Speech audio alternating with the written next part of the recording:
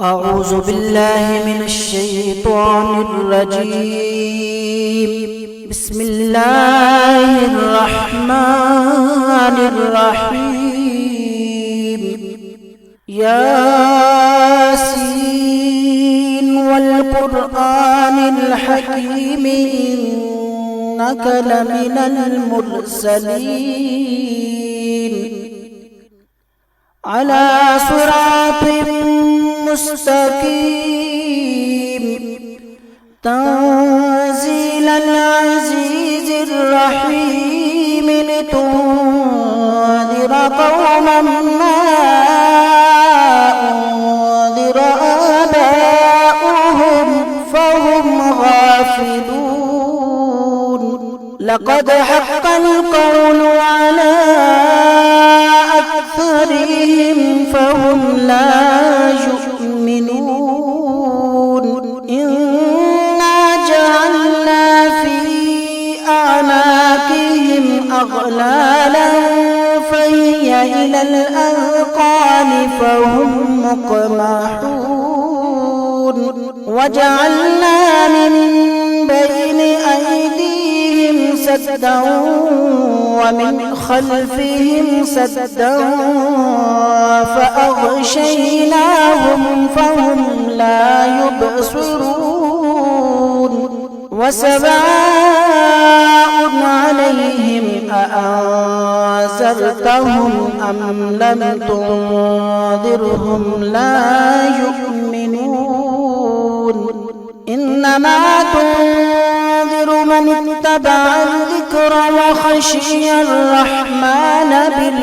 بالغيب فبشره بمغفرة وأجر كريم. إنا نحن نحيي الموتى ونكتب ما قدموا وآثارهم وكل شيء أحصيناه في إمام مبين. واضرب لهم مثلا أصحاب القرية إذ جاءها المرسلون إذ أرسلنا إليهم اثنين فكذبوهما فعززنا بثالث فقالوا إنا إليكم مرسلون. قالوا ما أنتم إلا بشر مثلنا وما أنزل الرحمن من شيء إن أنتم إلا تكذبون. قالوا ربنا يعلم إنا إليكم لمرسلون وما علينا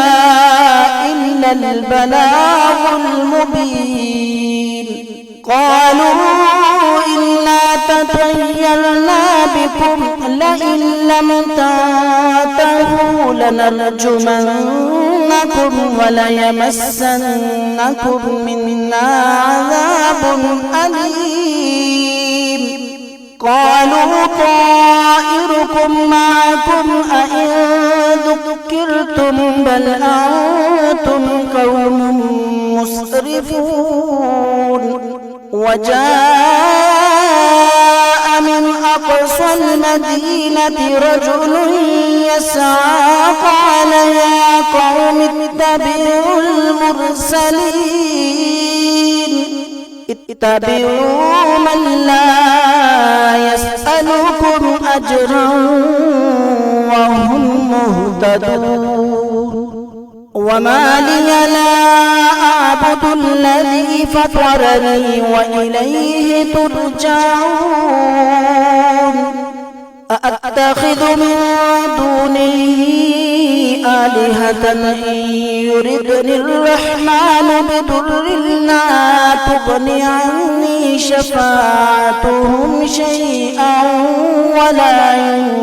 ينقذون. إني إذا لفي ضلال مبين إني آمنت بربكم فاسمعون قيل ادخل الجنة قال يا ليت قومي يعلمون بما غفر لي ربي وجعلني من المكرمين وما أنزلنا على قومه من بعده من جند من السماء وما كنا منزلين إن كانت إلا صيحة واحدة فإذا هم خامدون يا حسرة على العباد ما يأتيهم من رسول إلا كانوا به يستهزئون ألم يروا كم أهلكنا قبلهم من القرون أنهم إليهم لا يرجعون وإن كل لما جميع لدينا محضرون وآية لهم الأرض الميتة أحييناها وأخرجنا منها حبا فمنه يأكلون وجعلنا فيها جنات من نخيل وأعناب وفجرنا فيها من العيون ليأكلوا من ثمره وما عملته أيديهم أفلا يشكرون سبحان الذي خلق الأزواج كلها مما تنبت الأرض ومن أنفسهم ومما لا يعلمون وآية لهم الليل نسلخ منه النهار فإذا هم مظلمون والشمس تجري لمستقر لها ذلك تقدير العزيز العليم والقمر قدرناه منازل حتى عاد كالعرجون القديم لا الشمس ينبغي لها أن تدرك القمر ولا الليل سابق النهار وكل في فلك يسبحون وآية لهم أنا حملنا ذريتهم في الفلك المشحون وخلقنا لهم من مثله ما يركبون وإن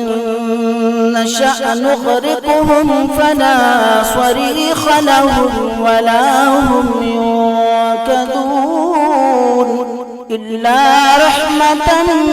منا ومتاعا إلى حين وإذا قيل لهم اتقوا ما بين أيديكم وما خلفكم لعلكم ترحمون وما تأتيهم من آية من آيات ربهم إلا كانوا عنها معرضين وإذا قيل لهم أنفقوا مما رزقكم الله قال الذين كفروا للذين آمنوا أنطعم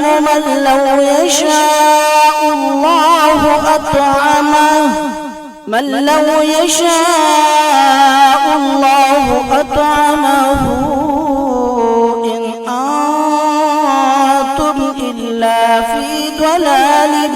مبين ويقولون متى هذا الوعد إن كنتم صادقين ما ينظرون إلا صيحة واحدة تأخذهم وهم يخصمون فلا يستطيعون توصية ولا إلى أهلهم يرجعون ونفخ في الصور فإذا هم من الأجداث إلى ربهم ينسلون قالوا يا ويلنا من بعثنا من مرقدنا هذا ما وعد الرحمن وصدق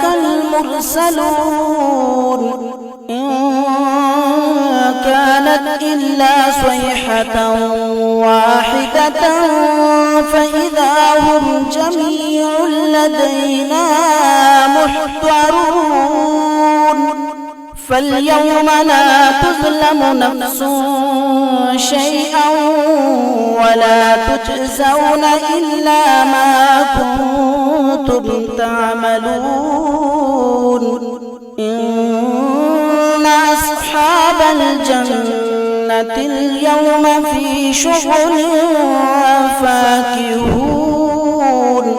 هم وأزواجهم في ظلال على الأرائك متكئون لهم فيها فاكهة ولهم ما يدعون سلام قولا من رب رحيم وامتازوا اليوم أيها المجرمون ألم أهد إليكم يا بني آدم ألا تعبدوا الشيطان إنه لكم عدو مبين وأن اعبدوني هذا صراط مستقيم ولقد أضل منكم جبلا كثيرا أفلم تكونوا تعقلون هذه جهنم التي كنتم توعدون اصلوها اليوم بما كنتم تكفرون اليوم نختم على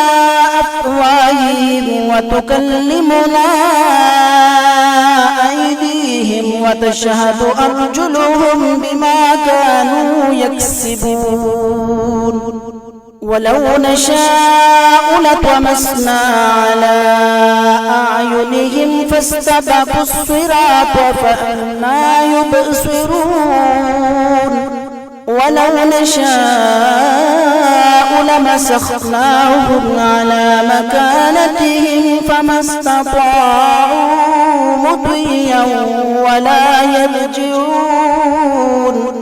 ومن نعمره ننكسه في الخلق أفلا يعقلون وما علمناه الشعر وما ينبغي له إن هو إلا ذكر وقرآن مبين لينذر من كان حيا ويحق القول على الكافرين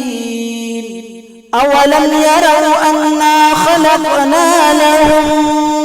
مما عملت أيدينا أنعاما فهم لها مالكون وذللناها لهم فمنها ركوبهم ومنها يأكلون ولهم فيها منافع ومشارب أفلا يشكرون واتخذوا من دون الله آلهة لعلهم ينصرون لا يستطيعون نصرهم وهم لهم جند محضرون فلا يحزنك قولهم يسرون وما يعلنون.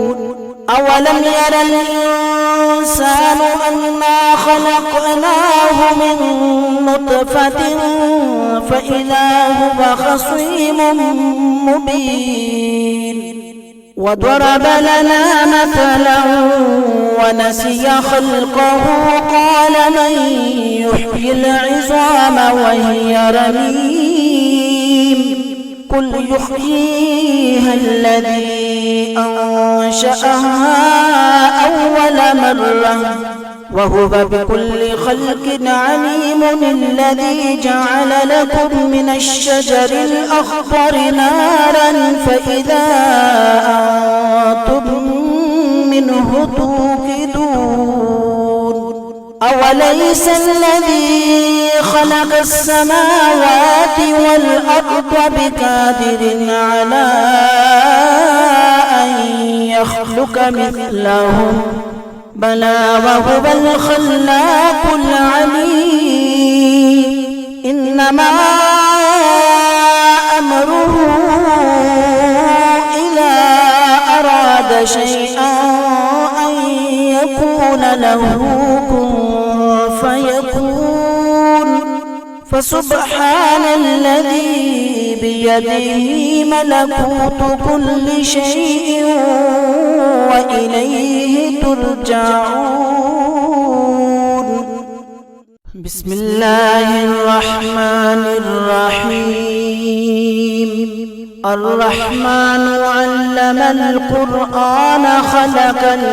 الإنسان علمه البيان. الشمس والقمر بحسبان والنجم والشجر يسجدان. والسماء رفعها ووضع الميزان ألا تطغوا في الميزان وأقيموا الوزن بالقسط ولا تخسروا الميزان. والأرض وضعها للأنام فيها فاكهة والنخل ذات الأكمام والحب ذو العصف والريحان فبأي آلاء ربكما تكذبان. خلق الإنسان من صلصال كالفخار وخلق الجان من مارج من نار. فبأي آلاء ربكما تكذبان. رب المشرقين ورب المغربين فبأي آلاء ربكما تكذبان. مرج البحرين يلتقيان بينهما برزخ لا يبغيان. فبأي آلاء ربكما تكذبان. يخرج منهما اللؤلؤ والمرجان فبأي آلاء ربكما تكذبان. وله الجوار المنشآت في البحر كالأعلام فبأي آلاء ربكما تكذبان. كل من عليها فان ويبقى وجه ربك ذو الجلال والإكرام. فبأي آلاء ربكما تكذبان. يسأله من في السماوات والأرض كل يوم هو في شأن. فبأي آلاء ربكما تكذبان. سنفرغ لكم أيها الثقلان فبأي آلاء ربكما تكذبان يا معشر الجن والإنس إن استطعتم أن تنفذوا من أقطار السماوات والأرض فانفذوا لا تنفذون إلا بسلطان فبأي آلاء ربكما تكذبان يرسل عليكما شواظ من نار ونحاس فلا تنتصران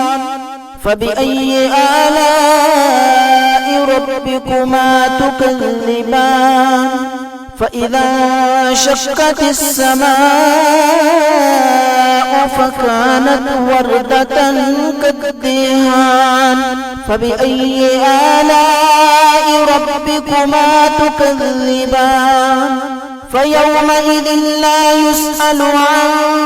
ذنبه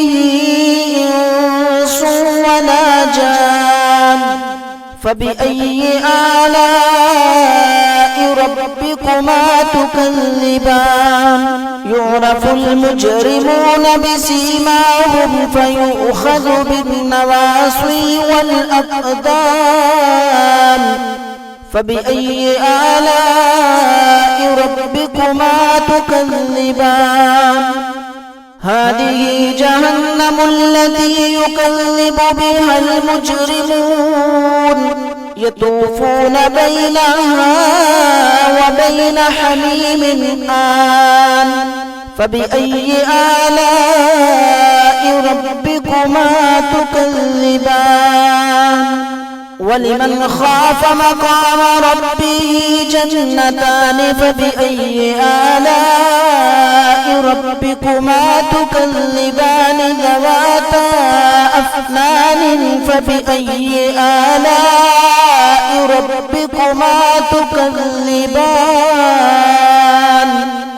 فيهما عينان تجريان فبأي آلاء ربكما تكذبان فيهما من كل فاكهة زوجان فبأي آلاء ربكما تكذبان متكئين على فرش بطائنها من استبرق وجنى الجنتين دان فبأي آلاء ربكما تكذبان فيهن قاصرات الطرف لم يطمثهن إنس قبلهم ولا جان فبأي آلاء ربكما تكذبان كأنهن الياقوت والمرجان فبأي آلاء ربكما تكذبان هل جزاء الإحسان إلا الإحسان فبأي آلاء ربكما تكذبان ومن دونهما جنتان فبأي آلاء ربكما تكذبان مدهامتان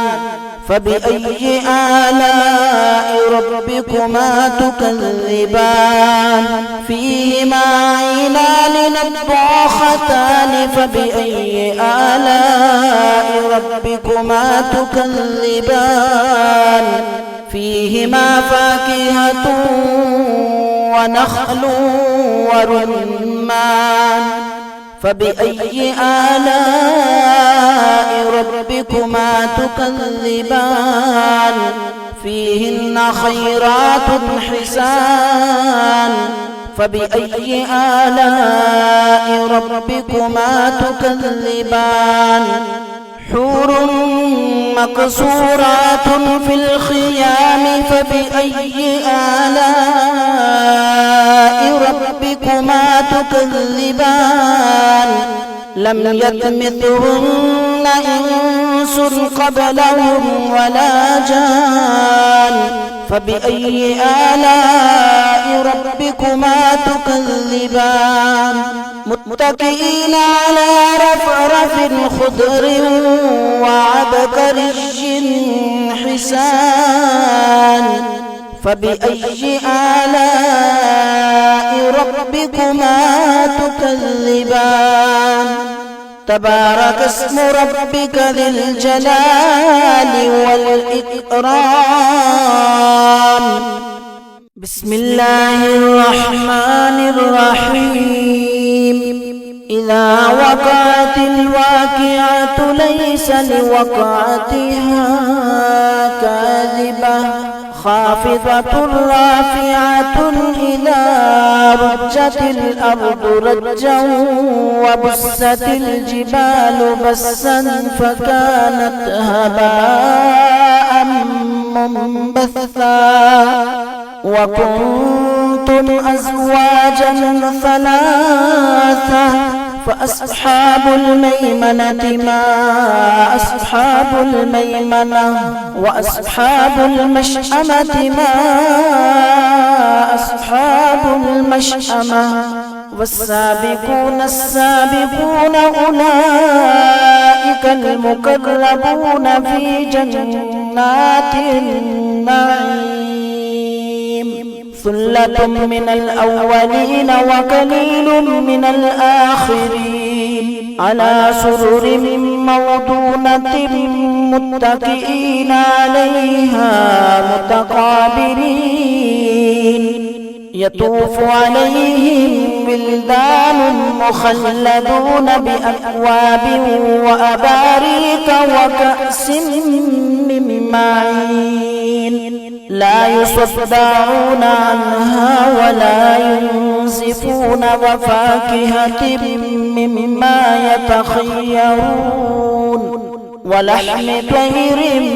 مما يشتهون وحور عين كأمثال اللؤلؤ المكنون جزاء بما كانوا يعملون لا يسمعون فيها لغوا ولا تأثيما إلا قيلا سلاما سلاما وأصحاب اليمين ما أصحاب اليمين في سدر مخضود وطلح منضود وظل ممدود وماء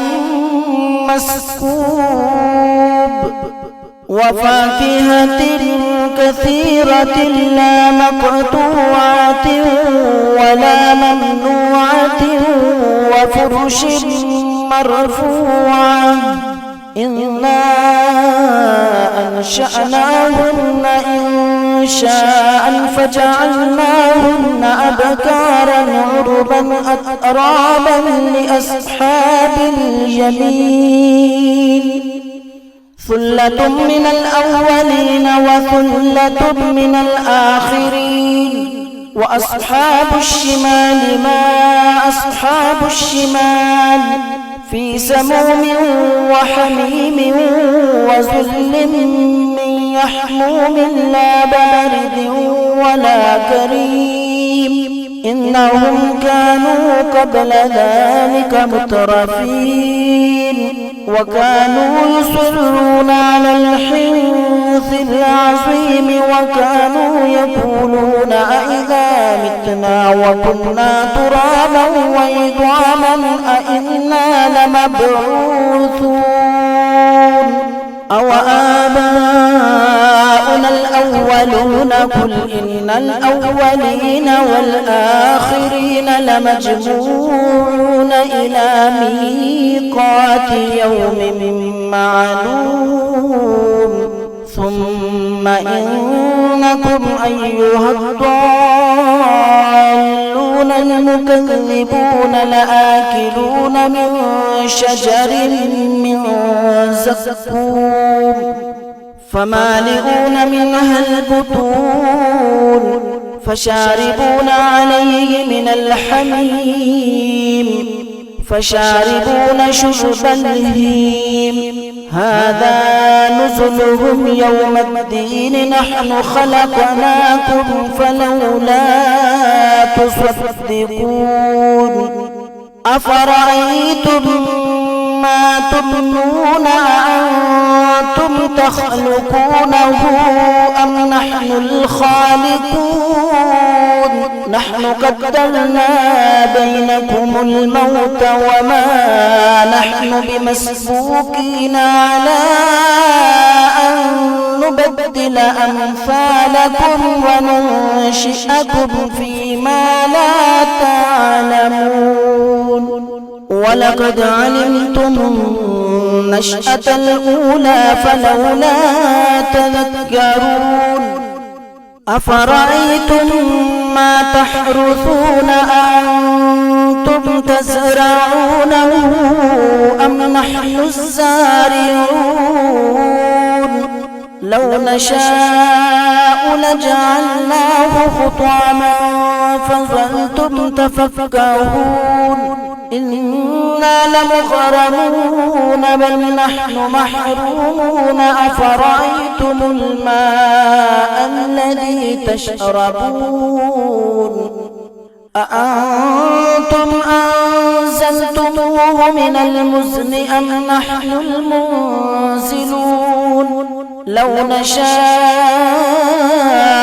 جعلناه أجاجا فلولا تشكرون أفرأيتم النار التي تورون أأنتم أنشأتم شجرتها أم نحن المنشئون نحن جعلناها تذكرة ومتاعا للمقوين فسبح باسم ربك العظيم فلا أقسم بمواقع النجوم وإنه لقسم لو تعلمون عظيم إنه لقرآن كريم في كتاب مكنون لا يمسه إلا المطهرون تنزيل من رب العالمين أفبهذا الحديث أنتم مدهنون وتجعلون رزقكم أنكم تكذبون فلولا إذا بلغت الحلقوم وأنتم حينئذ تنظرون ونحن أقرب إليه منكم ولكن لا تبصرون فلولا إن كنتم غير مدينين ترجعونها إن كنتم صادقين فأما إن كان من المقربين فروح وريحان وجنة نعيم وأما إن كان من أصحاب اليمين فسلام لك من أصحاب اليمين وأما إن كان من المكذبين الضالين فنزل من حميم وتصلية جحيم إن هذا لهو حق اليقين فسبح باسم ربك العظيم بسم الله الرحمن الرحيم تبارك الذي بيده الملك وهو على كل شيء قدير الذي خلق الموت والحياة ليبلوكم أيكم أحسن عملا وهو العزيز الغفور الذي خلق 7 سماوات طباقا ما ترى في خلق الرحمن من تفاوت فارجع البصر هل ترى من فطور ثم ارجع البصر كرتين ينقلب إليك البصر خاسئا وهو حسير ولقد زينا السماء الدنيا بمصابيح وجعلناها رجوما للشياطين وأعتدنا لهم عذاب السعير وللذين كفروا بربهم عذاب جهنم وبئس المصير إذا ألقوا فيها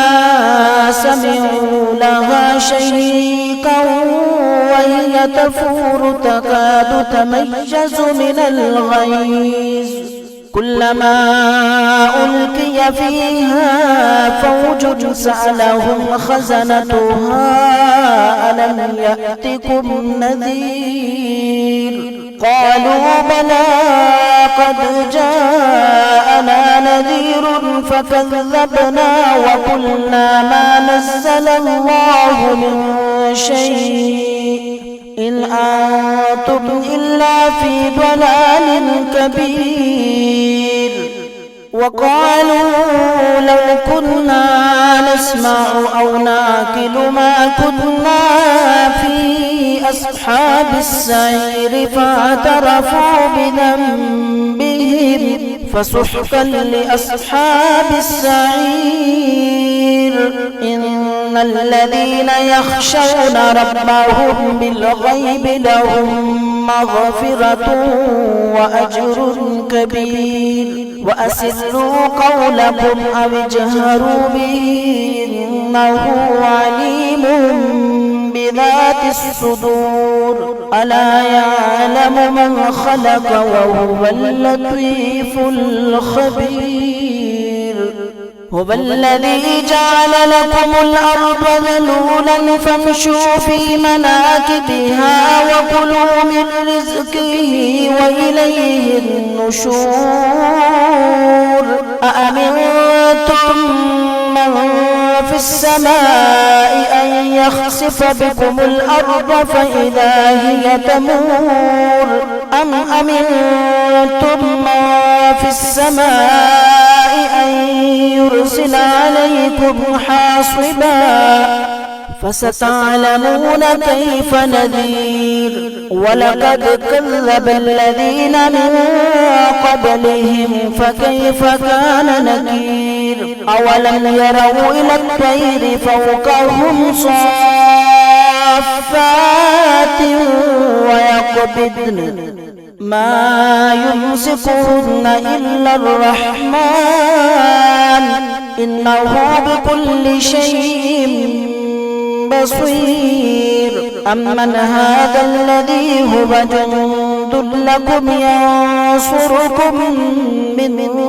دون الرحمن إن الكافرون إلا في غرور أمن هذا الذي يرزقكم إن أمسك رزقه بل لجوا في عتب ونفور أفمن يمشي مكبا على وجهه أهدى أمن يمشي سويا على صراط مستقيم قل هو الذي أنشأكم وجعل لكم السمع والأبصار والأفئدة قليلا ما تشكرون قل هو الذي ذرأكم في الأرض وإليه تحشرون ويقولون متى هذا الوعد إن كنتم صادقين قل إنما العلم عند الله وإنما أنا نذير مبين فلما رأوه زلفة سيئت وجوه الذين كفروا وقيل هذا الذي كنتم به تدعون قل أرأيتم إن أهلكني الله ومن معي أو رحمنا فمن يجير الكافرين من عذاب أليم قل هو الرحمن آمنا به وعليه توكلنا فستعلمون من هو في ضلال مبين قل أرأيتم إن أصبح ماؤكم غورا فمن يأتيكم بماء معين بسم الله الرحمن الرحيم يا أيها المزمل قم الليل إلا قليلا نصفه أو انقص منه قليلا أو زد عليه ورتل القرآن ترتيلا إنا سنلقي عليك قولا ثقيلا إن ناشئة الليل هي أشد وطئا وأقوم قيلا إن لك في النهار سبحا طويلا واذكر اسم ربك وتبتل إليه تبتيلا رب المشرق والمغرب لا إله إلا هو فاتخذه وكيلا واصبر على ما يقولون واهجرهم هجرا جميلا وذرني والمكذبين أولي النعمة ومهلهم قليلا إن لدينا أنكالا وجحيما وطعاما ذا غصة وعذابا أليما يوم ترجف الأرض والجبال وكانت الجبال كثيبا مهيلا إنا أرسلنا إليكم رسولا شاهدا عليكم كما أرسلنا إلى فرعون رسولا فعصى فرعون الرسول فأخذناه أخذا وبيلا فكيف تتقون إن كفرتم يوما يجعل الولدان شيبا السماء منفطر به كان وعده مفعولا إن هذه تذكرة فمن شاء اتخذ إلى ربه سبيلا إن ربك يعلم أنك تقوم أدنى من ثلثي الليل ونصفه وثلثه وطائفة من الذين معك والله يقدر الليل والنهار علم أن لن تحصوه فتاب عليكم فاقرؤوا ما تيسر من القرآن علم أن سيكون منكم مرضى وآخرون يضربون في الأرض يبتغون من فضل الله وآخرون يقاتلون في في سبيل الله فاقرؤوا ما تيسر منه وأقيموا الصلاة وآتوا الزكاة وأقرضوا الله قرضا حسنا وما تقدموا لأنفسكم من خير تجدوه عند الله هو خيرا وأعظم أجرا واستغفروا الله